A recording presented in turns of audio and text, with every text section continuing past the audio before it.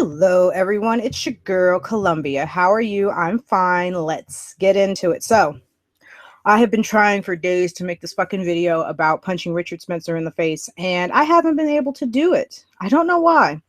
I record the audio, then I read or I go on Twitter or something and I see a whole bunch of opinions and I go, well, I can kind of agree with that.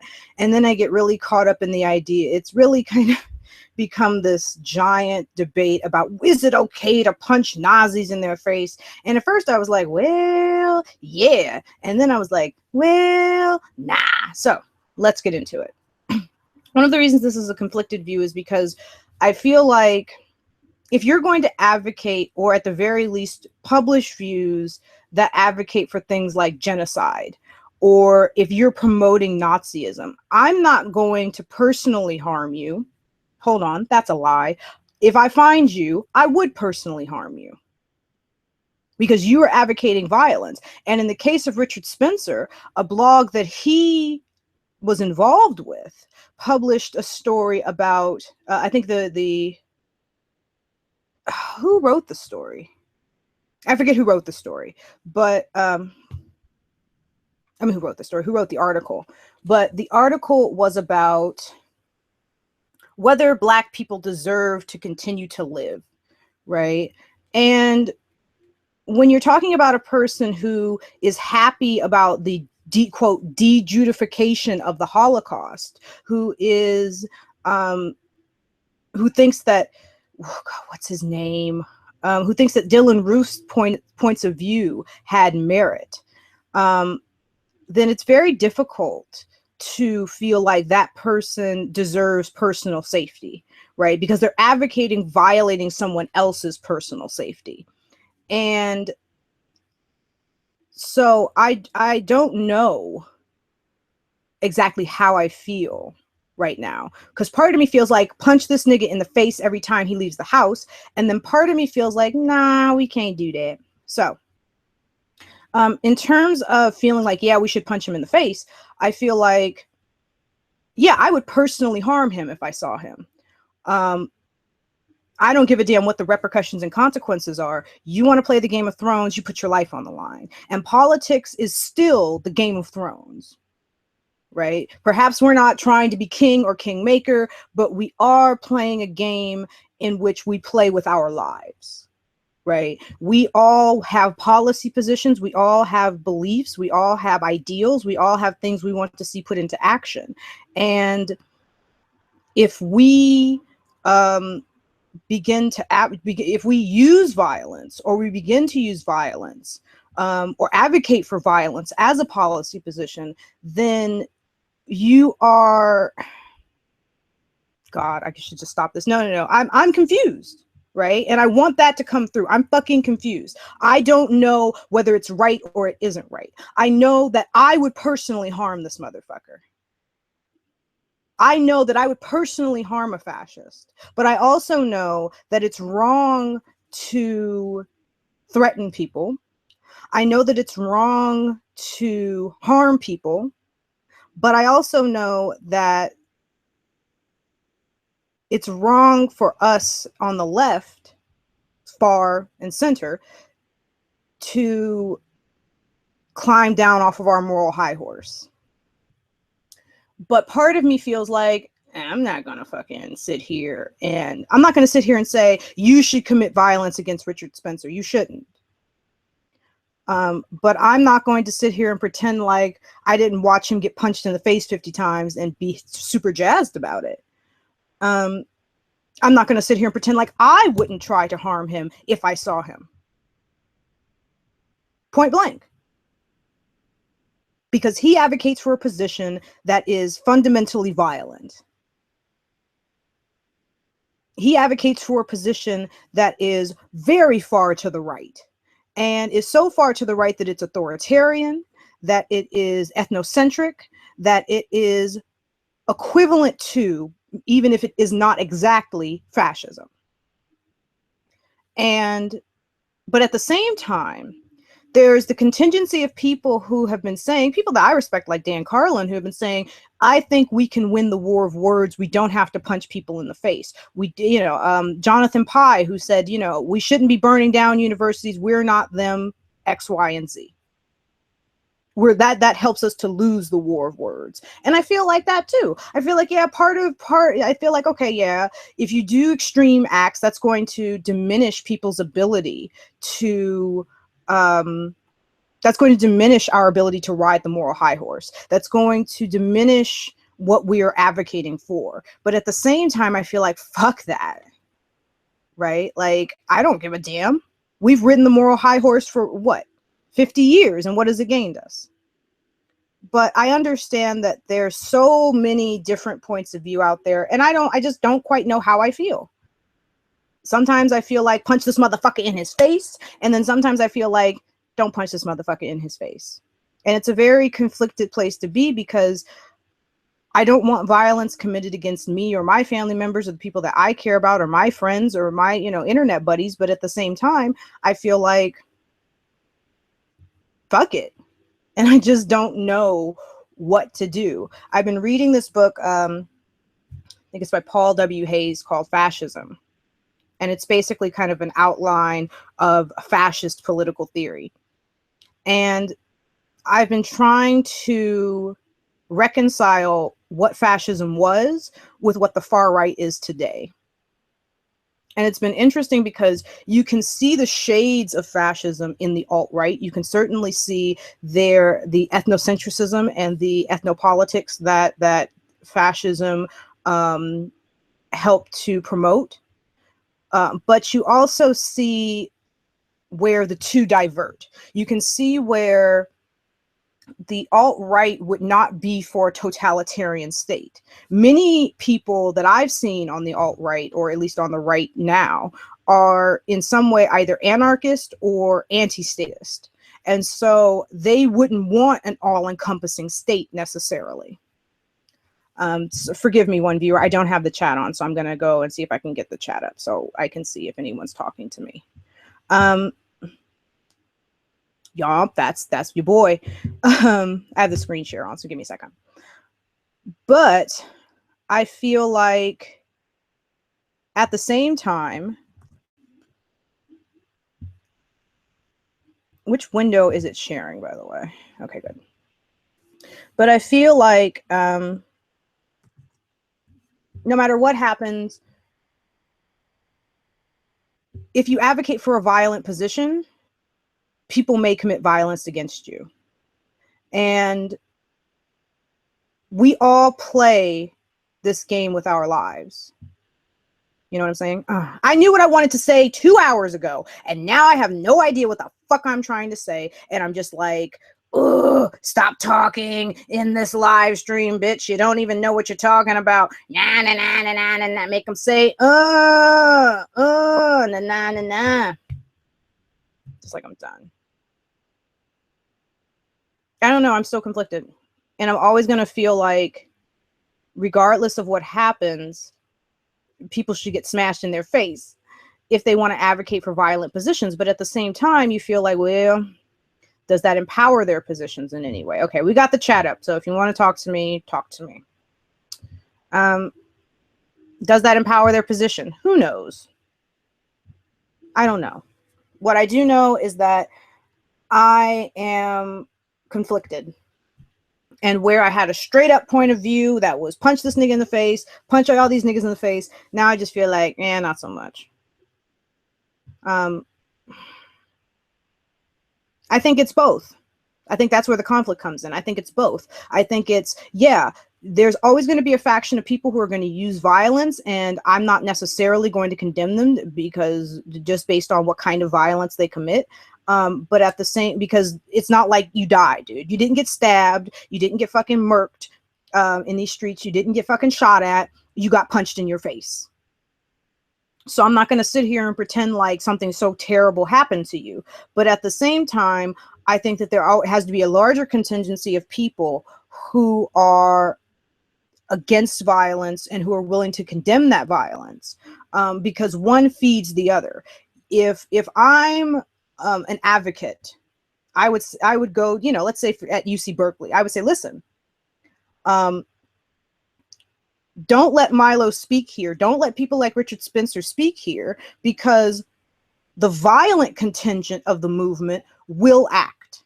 And I think that you can't discount the violent contingent of any movement, because they're the ones who you kind of rely on to be like, hey, you see these crazy motherfuckers over here?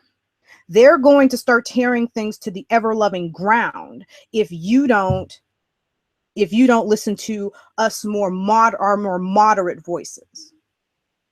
I don't necessarily view someone canceling a talk as the end of freedom of speech. That's not how that works. Okay. We'll do a video about the freedom of speech, because a lot of people seem to be confused.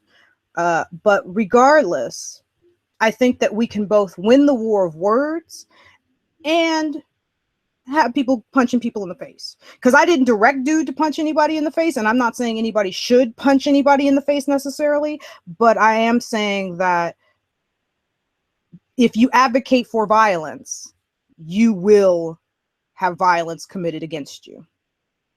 Point blank. If you're willing to appease violent people, you'll have violence committed against you. So that's what it is. I need to stop sharing, because apparently I have no idea what I'm going to say, and I shouldn't have done this to begin with. But you know what? I had to get it out somehow, and I had to make sure I got it out live so that people heard what I had to say. So what I'm going to do is stop this recording and probably do another one where my voice, where I'm a little more together, where I have a little more like shit going on. But hey, one viewer, you've been great. Oh, it's Dr. J.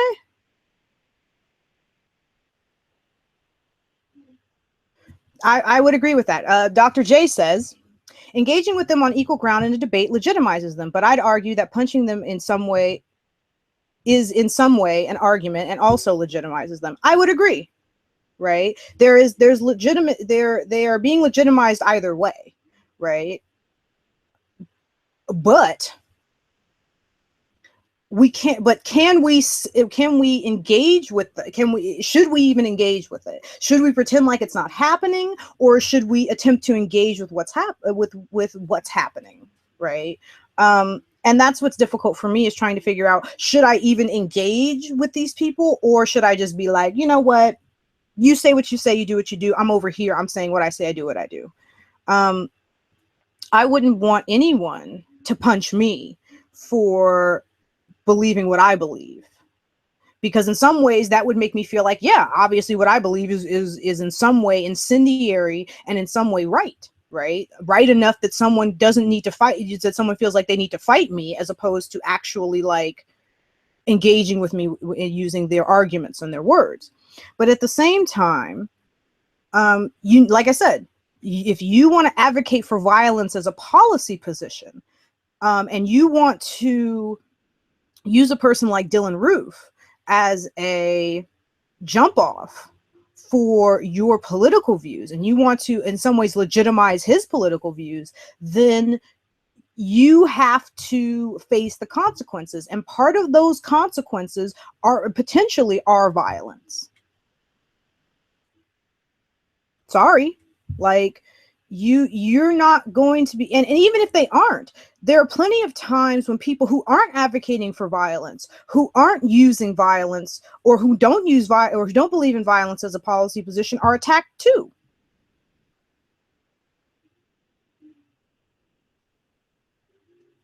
Evelinius writes, engaging with their existence is not necessarily engaging with them.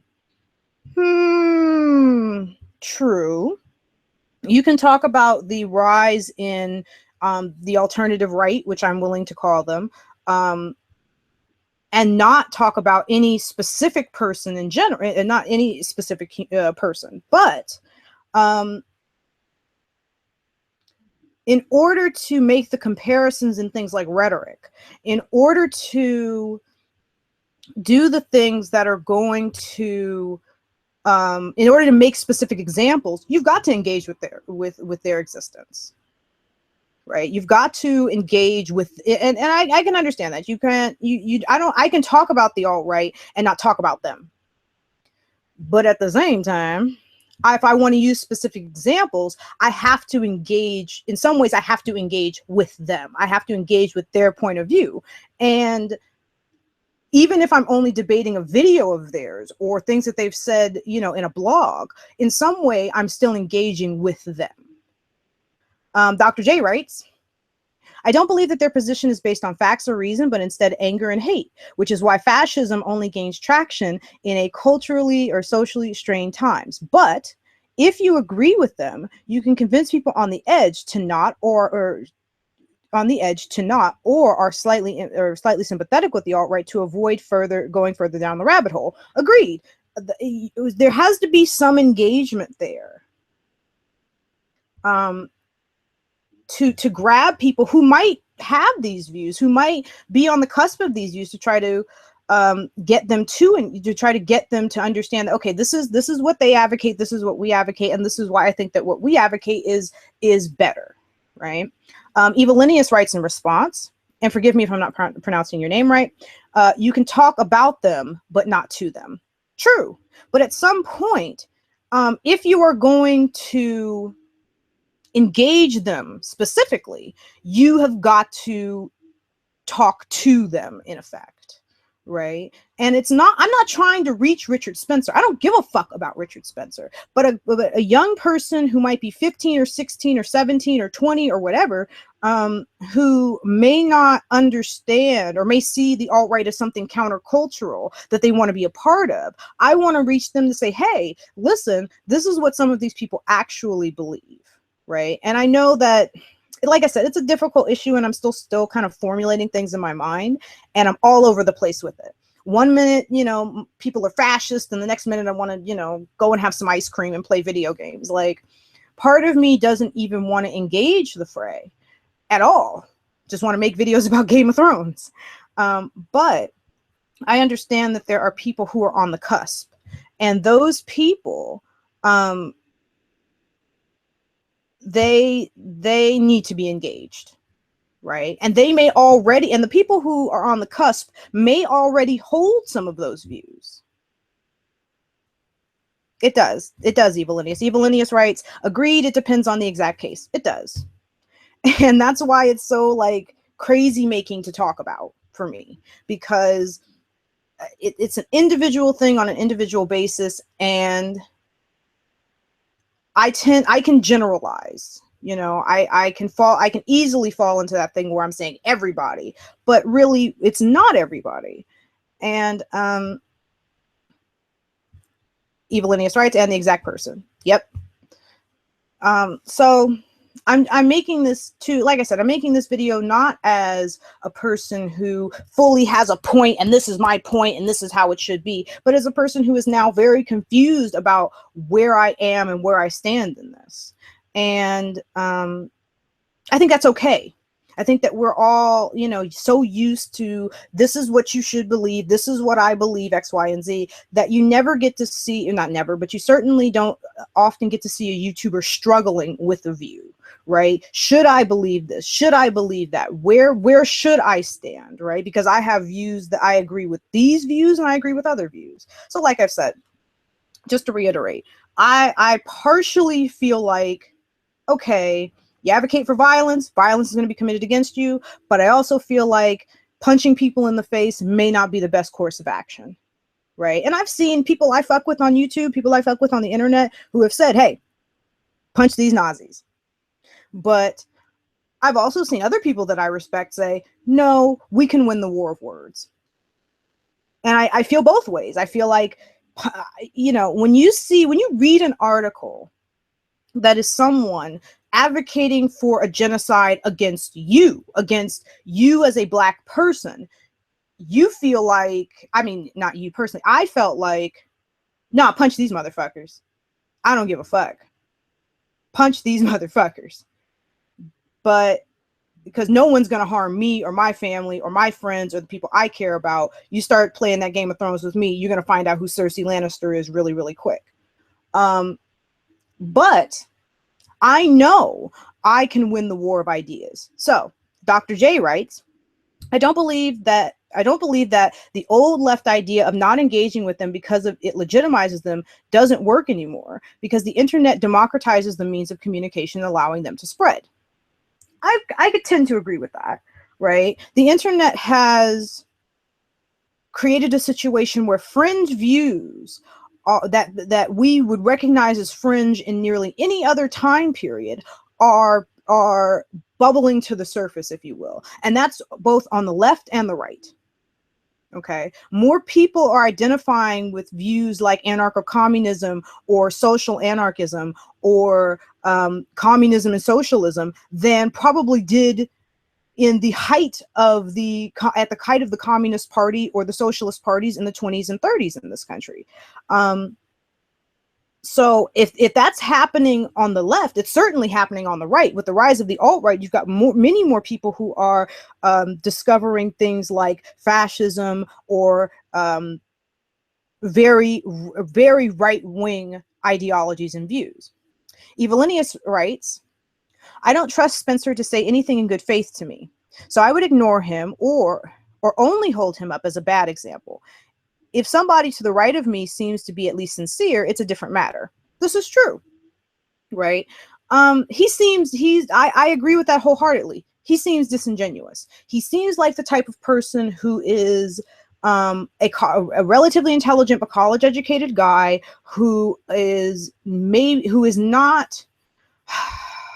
more of like a Steve Bannon. He is an intellectual type who understands how to manipulate people, and this is all about Richard Spencer getting a check. This is not about Richard Spencer actually believing in the things that he says, right? He comes off as an insincere person to me. I've seen interviews with him, and I thought, do you really believe this or nay? Because I feel like nay.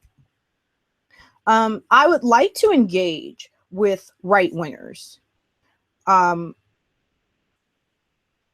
But what bothers me is the polarization between our two viewpoints. That for a lot of people, being on the left makes you a political enemy, not just someone I disagree with, not just someone whose views I think are misinformed or misguided, but an enemy, an adversary. And that makes it that gulf is difficult to bridge.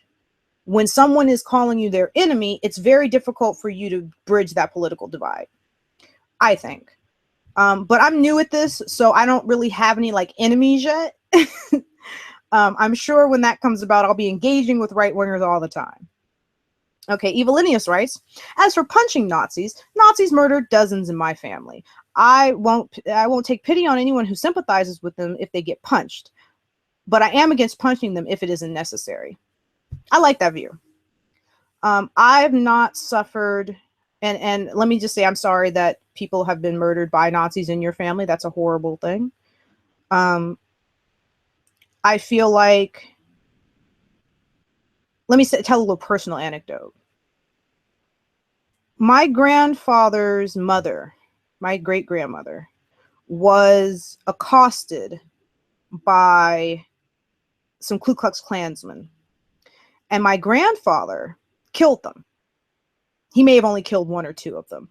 He had to flee the state of North Carolina. He couldn't go back to his mother for his mother's funeral because, of course, he was a criminal, right? He was a fugitive. And I feel like if I saw a Klansman outside of my door, I don't know if I personally could stop myself from committing violence against them. I don't think, if they're not doing anything to me, maybe, but their very presence at my door could be a threat. Okay.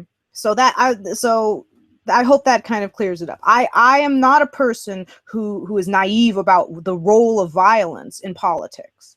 And although I don't believe that genocide or murder are acceptable as political tools, I understand that they are effective political tools.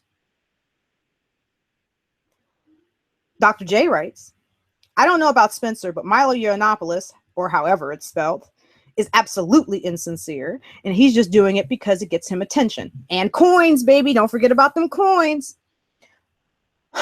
I can't speak to Milo's sincerity. I can barely watch Milo, mostly because he dresses like a crack whore from the Castro in the 1930s.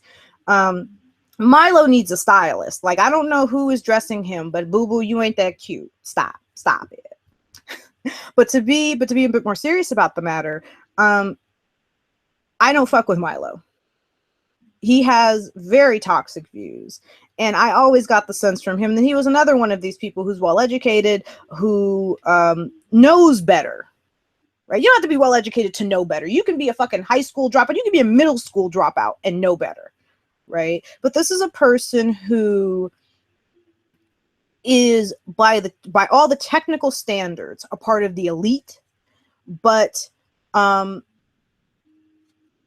doesn't use that power to help and to kind of empower the masses and to help, you know, to help them to rise up and to help them to understand the political sphere that they work and they live in, but just uses it to stoke fear and to promote xenophobia. And that's the type of person that in any world I created, burn them. There's no there is nothing that irks me more than a person of privilege, right?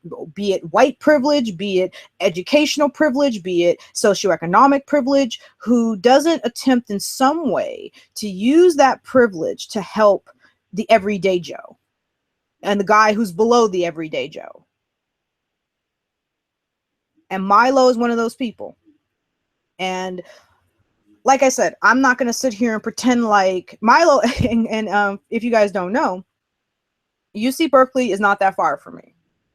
I didn't go to the protest because I just gotten off of work at about 4:30 and gotten home. It was about 5.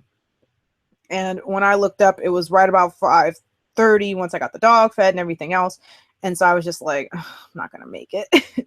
But 2, I didn't go because I don't know if I could have restrained myself from like looking for Milo. You know what I mean?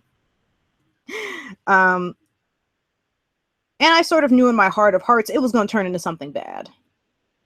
It wasn't going to just be, you know, down with Milo. It was going to turn into something that was similar to what it was. Okay.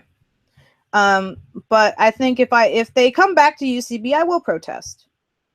I'll take the day fucking off if I have to, but I will protest.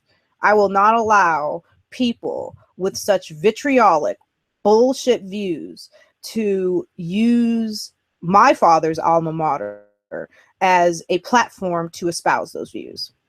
Dr. J writes, Spencer's views are inherently violent. The Nazis originally just wanted to kick out all the Jews out of Germany, and like Spencer wants to kick out all the non-whites, but it turned to genocide after that plan failed. So I can't really blame anyone for wanting to punch him. I got you. And like I said, that's how I feel too. His views are, he's advocating by being as far to the right as he is, by effectively being something similar to, if not entirely, a fascist. He is advocating for violence as a policy position, not just attempting to use violence as a political tool. And those are two different things to me. And it's hard to be like, oh, you shouldn't have punched him in the face, because I'm a person who's had violence committed against them, not political violence, but violence committed against them. And I don't know that, A, I want that to spread, but B, I don't know that I could resist the urge if it were me in that person's shoes and I know what that person advocates.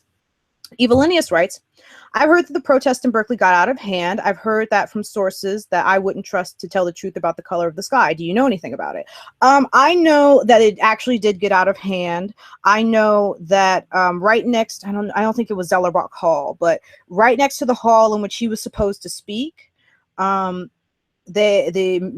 of the protesters, and it's hard to delineate from whether or not these people were Cal Berkeley students or anarchists from up the street, were throwing incendiary devices, I think just like Molotov cocktails actually into the hall. And then there were people who were, ended up burning down a tree next to the hall. There were several businesses, including the Wells Fargo right across the street, that were vandalized. I think in total it was something like 17 businesses that were vandalized. Mind you, let me tell you this about where they were in Berkeley. Right up, they were on UC Berkeley, is on University Avenue. Down the street on Telegraph, which is the adjacent street, is the Anarchist Media Center. It's a place where anarchists go to trade books. There's a bookstore there. They go to have coffee and exchange ideas or what have you. So they were in a place. So there were radical people with radical views, not a block up from them. So it would have been very easy for them to infiltrate the protest. And anyone who's ever been to a protest, but to finish answering your question, they did get out of hand. The Berkeley police did not do the most effective job of stopping the protest from getting out of hand. And as a reaction to that, the mayor and the police force want UC Berkeley to check with them if Milo is going to come back to speak, because they don't want to have a similar situation happen. I don't think they were prepared for the level of vitriol that Milo brings to the table, and I don't think they were prepared for the amount of protesters, and I certainly don't think that they were prepared for the more radical elements to show up and to be to have vandalized as much as they ended up vandalizing. But they did vandalize things. I hope that answers your question, Evelinius. If he comes back, I definitely want to join the protest. It is an unfortunate situation. But I don't know if you've been to a protest. I can tell you that most protests end up attracting radical elements. When I used to go to protests all the time, if it gets big enough, the it doesn't matter what issue it is, the Israel-Palestine people are going to show up. Both the very pro-Israel and the very pro-Palestinian elements are going to show up. The Louis LaRouche people are going to show up. Plenty of people are going to show up. Dr. J writes, there's a video by ContraPoints talking about the Black Lives Matter protest in Baltimore. He talked about how the media over-sensationalized and over-focused on the violent aspects, because, you know, the views. True. I think I agree that the media tends to do that when it comes to protest. In fact, they did it. I would say they did it a little in Berkeley too, although there were quite a few things that happened. I would say they did that a little in Berkeley too, because the protest started at 6. People started gathering at about 5, and from about 5 till about 6:10, people were kind of just standing around with their signs and protesting peacefully, until the more radical elements started to infiltrate the protest, until it started to get closer and closer to the time in which he was going to speak. You're very welcome, Evelinius.